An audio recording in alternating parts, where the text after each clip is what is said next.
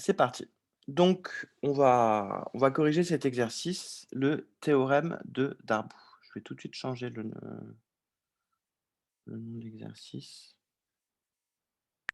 Exercice 3.27.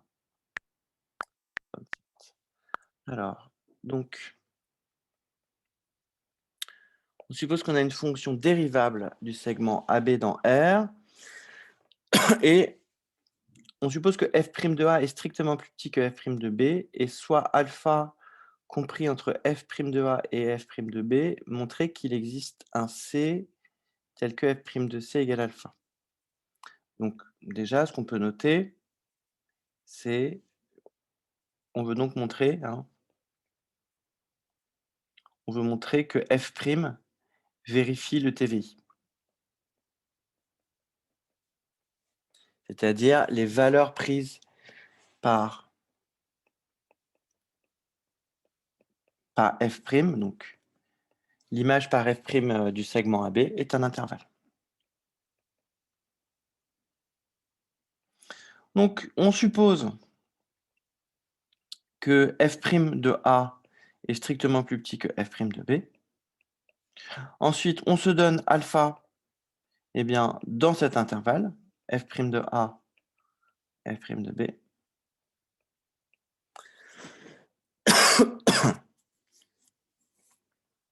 Et on veut montrer qu'il existe C appartenant à alpha bêta, tel que f' de C soit égal à alpha. Et ici, ce n'est pas un alpha, c'est un A. Là, ce n'est pas un bêta, c'est un B. Alors, l'idée ici, ça va être de faire une transformation sur la fonction f pour pouvoir se ramener à un cas plus simple. Donc, idée, on transforme f pour se ramener à un cas plus simple.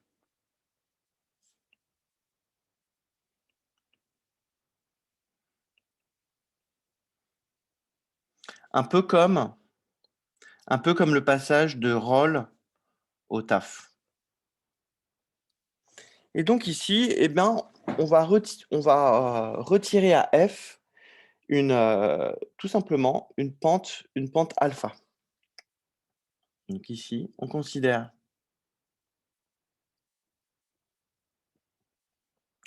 G la fonction définie par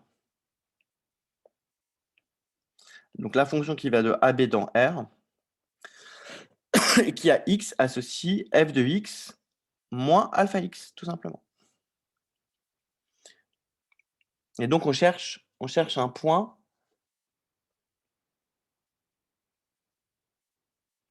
on cherche C qui appartient à AB tel que G' de C soit égal à 0.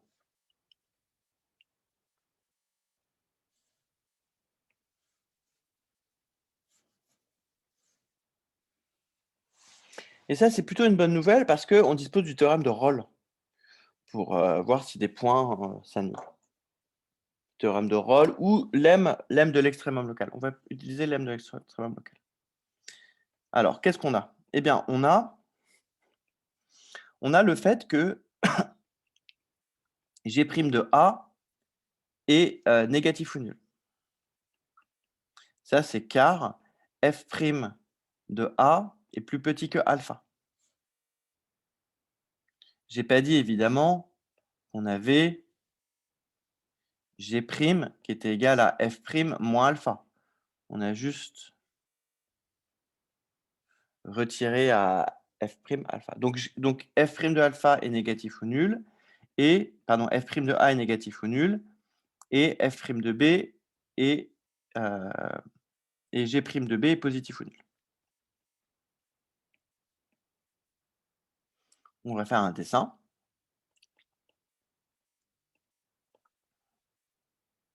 Donc hop, hop, là je me place en A, là je me place en B. Et ce que je sais, c'est que la pente de G est négative en A.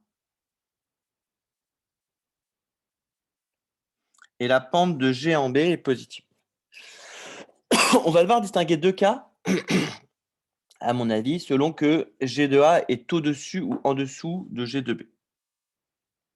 Là, on a G de A. Donc, on va prendre un cas quelconque. On va se mettre, par exemple, là. On va prendre G de B ici. Et donc, G de B est positif.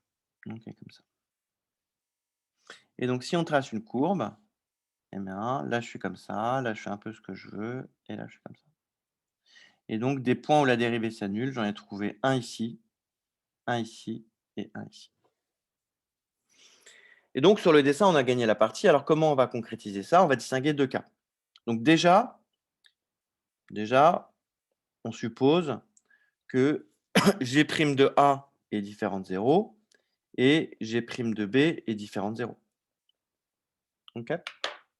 Ça, c'est... sinon, la partie est terminée.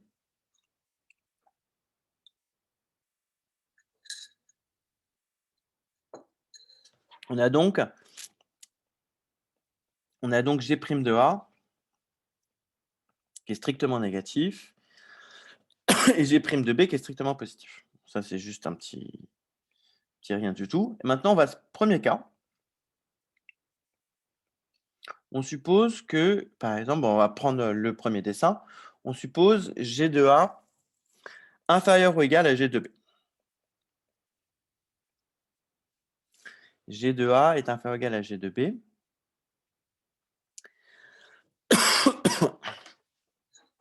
Et donc, à votre avis, comment on va s'en sortir là? Donc, regardez le dessin. Sur le dessin, j'ai bien G de A qui est inférieur ou égal à G de B. J'ai bien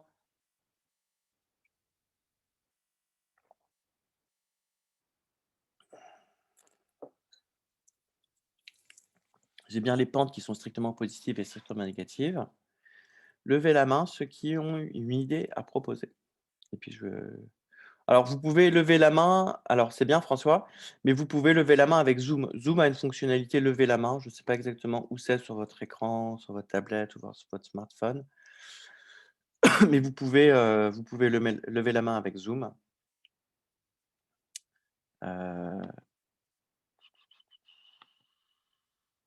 Est-ce que quelqu'un... Voilà, super. Alors, François, je t'écoute. Du coup, vu que la fonction Ton g est micro est sur continue, off. Ah non, c'est peut-être mon son qui est sur off. Vas-y, parle, François. vous m'entendez là? Ouais, je t'entends. Ouais, ok. Du coup, vu que la fonction est continue et que la dérivée est strictement négative, on va forcément avoir un point qui va être en dessous de g de a. Et du coup, Exactement. ça veut dire que ce point-là, il y aura forcément un minimum local à l'intérieur. Mm, Et du coup, la dérivée va s'annuler. c'est exactement ça. Donc là, on va remarquer ce lemme-là. Donc, premier cas, on suppose ça. Et on va utiliser un lemme très intéressant. C'est que si phi' de A est strictement positive, alors ça implique quoi? Ça implique, donc je prends phi dérivable au point A. Donc ça, ça fait plutôt partie des lemmes bonnes nouvelles, puisque je vous ai fait un cours avec les contre-exemples, vous pouvez dire, vous pouvez rien trop supposer, mais là, on peut supposer que c'est que quand la pente est strictement positive, eh bien, ça veut dire que un peu à droite du point, je vais être au-dessus du point, et un peu à gauche du point, je vais être en dessous du point. Donc ça implique que phi de x est strictement plus grand que phi de a au voisinage, je vais mettre au voisinage de a à droite. Hein. Ça ne veut pas dire grand-chose. Enfin, je n'ai pas défini ce que ça voulait dire. Et de même, phi' de x va être strictement plus petit que phi de a au voisinage de a à gauche. Évidemment, on fait un dessin pour comprendre ce qui se passe. Là, j'ai ma valeur phi de a. Là, j'ai mon point A. Là, j'ai ma dérivée qui est strictement positive. Et donc, c'est simplement dire que la courbe traverse l'axe. Traverse l'axe dans ce sens. Donc, plus formellement, il faut que je change ma tablette. Plus formellement, ça veut dire que Plus formellement, ça veut dire que si phi' de A est strictement positive, ça implique qu'il existe delta strictement positif, tel que pour tout x appartenant à A plus delta, qu'est-ce que j'ai? J'ai phi de x qui est strictement plus grand que phi de A. Et à l'inverse, pour tout x appartenant à A moins delta A, j'ai phi de x qui est strictement plus petit que phi de A. Ça, c'est à retenir. Ce lemme-là, il est à retenir.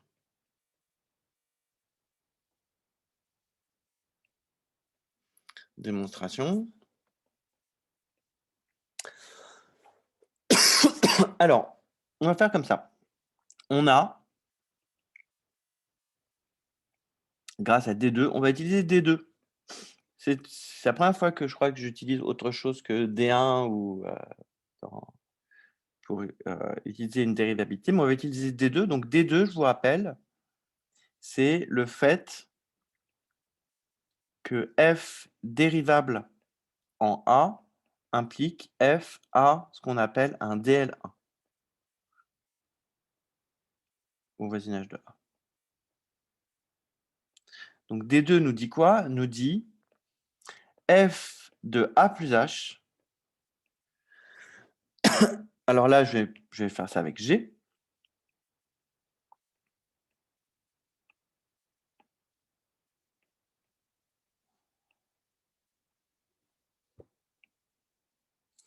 G de A plus H. Ah bah non, je suis bête, je suis dans le lemme. Donc je vais le faire avec phi.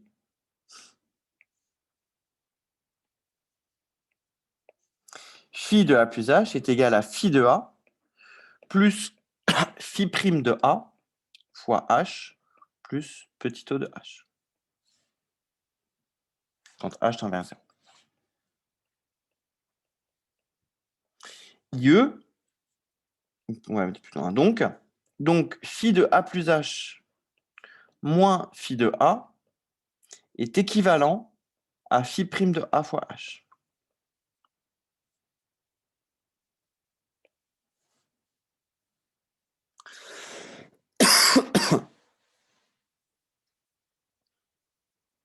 Car f' de A est non nul.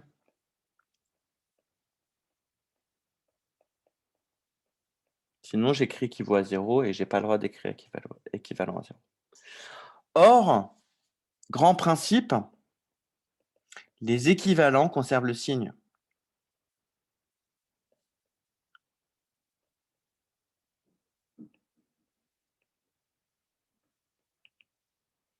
Je vous l'ai démontré pour les suites, et c'est aussi vrai pour les fonctions.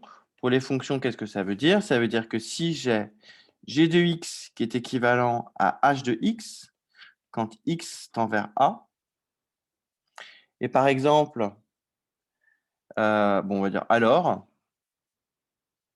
il existe delta strictement positif, tel que pour tout x appartenant à a moins delta, a plus delta, f de x et, alors plutôt, g de x et h de x ont le même signe strict.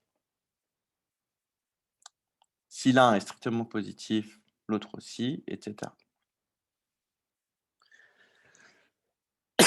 Là, j'ai juste écrit le cas fini. Mais si A est égal à plus l'infini, c'est pareil. Il existe un x0 à partir duquel, pour tout x,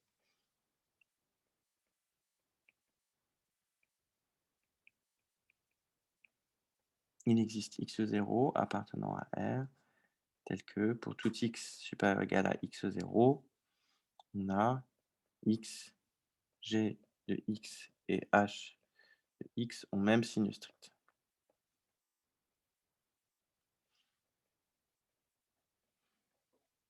Deux fonctions équivalentes ont le même signe strict quand on est suffisamment proche. Donc, je reprends. On a phi de A plus H moins phi de A qui est équivalent à phi prime de A fois H, quand H tend vers 0. Par conséquent, il existe un petit delta strictement positif, tel que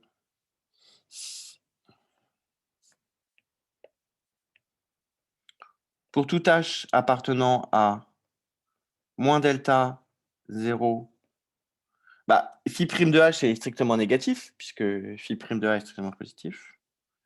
Et donc, phi de a plus h moins phi de a est strictement négatif. Et pour tout h appartenant à 0 delta, phi de a plus h moins phi de a est strictement positif. 1. Et donc ça veut bien dire que phi de a plus h est strictement plus grand que phi de a au voisinage de a à droite.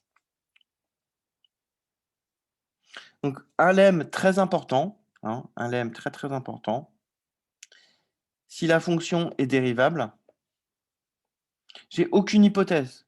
Vous pouvez remarquer, j'ai juste utilisé l'hypothèse de dérivabilité en A. Je n'ai même pas supposé qu'elle était continue ailleurs, j'ai rien supposé. J'ai juste supposé dérivable au point A. Alors, ça veut dire que la courbe traverse l'axe. Et donc, par conséquent, si on revient au graphe initial, ça veut dire que, comme la dérivée ici, g' de A est strictement négative, la fonction va être strictement en dessous de g' de A. Donc, retour à l'exercice. Qu'est-ce qu'on a? On a g' de A strictement négatif, g' de B strictement positif. Ça, on ne va pas s'en servir. Et on a supposé g de A inférieur ou égal à g de B. Ça, c'est l'hypothèse 1. C'est bon? Et t'as rien, Marie? Oui.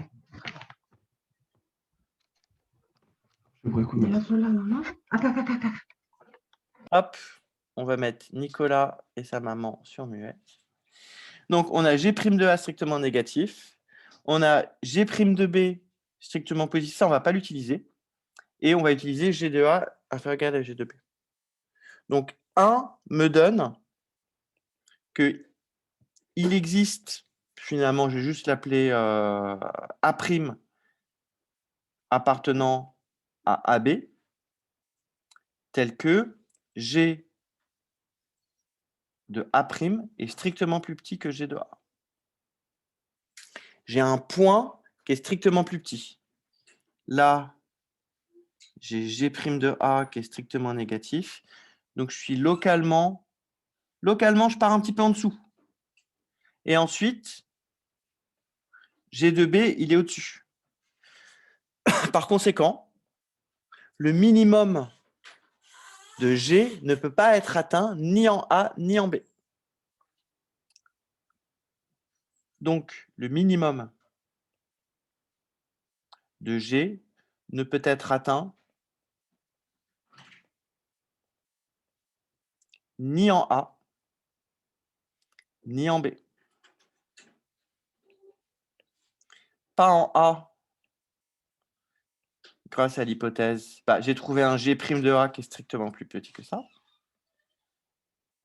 Et pas en B, parce que G de B est encore plus grand que G de A. Et donc, soit C appartenant à AB, tel que G de C est égal au minimum de G sur AB. Ça existe d'après le théorème des bandes atteintes.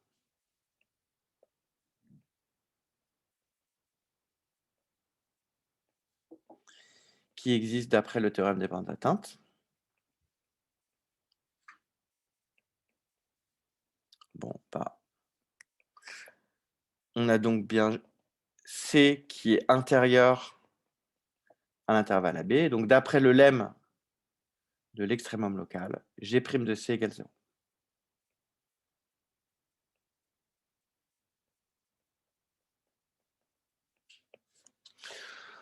Voilà. Donc, le bilan de cet exercice, c'est, premièrement, l'astuce de se ramener à f' égale 0.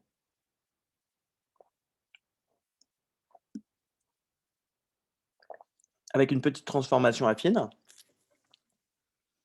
Et ensuite, faire un dessin et suivre son intuition en distinguant deux cas. Et après, on utilise ce lemme très important. Donc là, évidemment, l'autre cas se traite de même, mais au lieu de se placer en A, on va se placer en B et on va utiliser le maximum local. Donc, deuxième cas, on suppose cette fois-ci que G de A est supérieur ou égal à G de B. C'est ça? G de A. Je vais faire un G de B, je vais faire un dessin. J'ai G de A qui est comme ça. Et G de B. Alors, j'ai l'impression que c'est faux ce que je dis. Je vais vérifier. Non.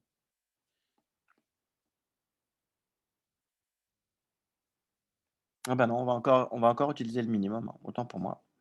Sauf que cette fois-ci, c'est à côté de B qu'on va trouver le minimum. On va dire que comme G' de B est strictement positif, eh bien, il existe un B'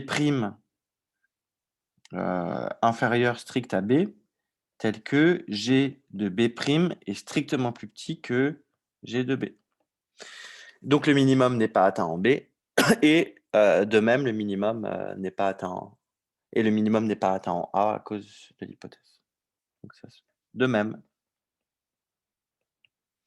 Alors, on avait une deuxième question dans cet exercice qui était traiter le cas où on suppose que f' de A est plus petit que f' de B. Donc, on peut faire pareil. On peut faire, c'est exactement le même raisonnement, sauf que là, on utilisera les maxima.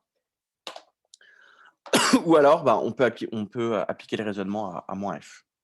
Hein, donc, petit 2, on considère moins f. Donc, c'est bien une fonction qui est dérivable du segment AB dans R et qui vérifie moins f le tout prime en A, ça va échanger les inégalités. Donc, c'est strictement plus petit que moins f en B, etc. Voilà. Si vous avez des questions sur cet exercice, n'hésitez pas. Et sinon, je vais arrêter l'enregistrement et on va passer à un autre exercice. À reprendre, allez, on ne va pas perdre. Ah tiens, ce que je vais faire, c'est que je vais couper l'enregistrement et je vais dire les jours de reprise après. Voilà.